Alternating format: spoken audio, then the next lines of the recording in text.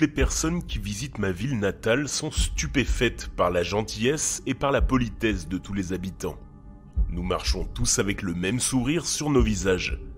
Tout le monde pense que nous aimons notre vie et personne ne réalise la menace qui pèse sur nos têtes. Je suis le père d'une petite fille de 4 ans qui s'appelle Chloé. Elle était initialement la plus jeune d'une famille de 4 enfants, mais tous ses frères et sœurs ont disparu. Chloé est une enfant spéciale qui est extrêmement douée pour le dessin. Je ne me souviens pas de la dernière fois où je l'ai vue sans un stylo ou un papier dans les mains. L'élever a été difficile car je devais aussi m'occuper de ma femme qui a malheureusement eu un accident.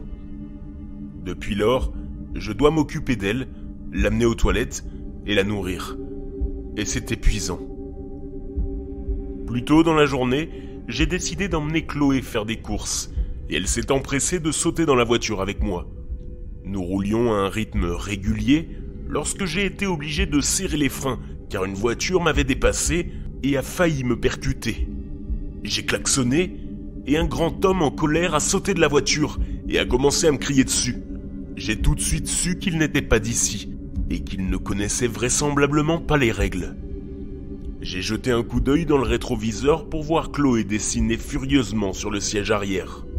J'ai failli écraser l'homme en m'éloignant à toute vitesse, car il me faisait un doigt d'honneur. J'ai commencé à parler à Chloé dans l'espoir de l'apaiser, mais elle était absorbée par son œuvre. En revenant des magasins, j'ai repéré la voiture de l'homme, oubliée sur le bord de la route. 2 officiers de police se tenaient là et fixaient son corps, sans tête.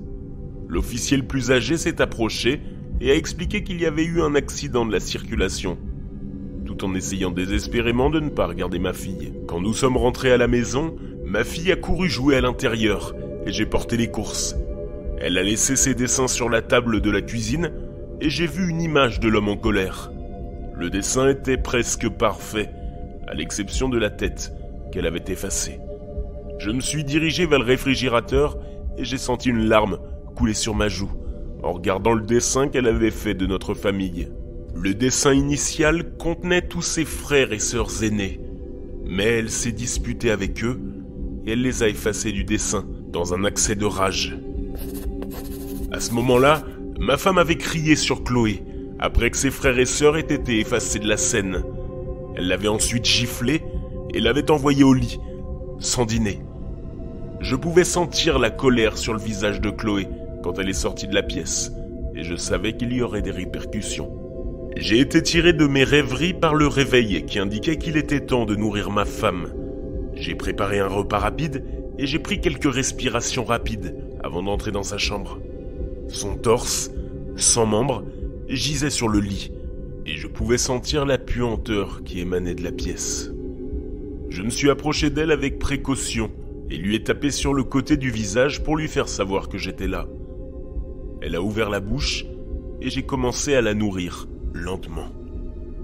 Mes yeux étaient toujours attirés par son visage presque sans traits. Chloé avait tout effacé d'elle, ne laissant qu'une bouche.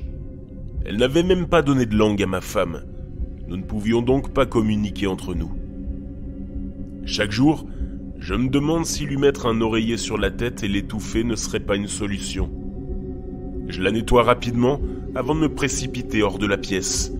J'entre dans la cuisine et je trouve Chloé assise en train de dessiner avec un sourire sur le visage.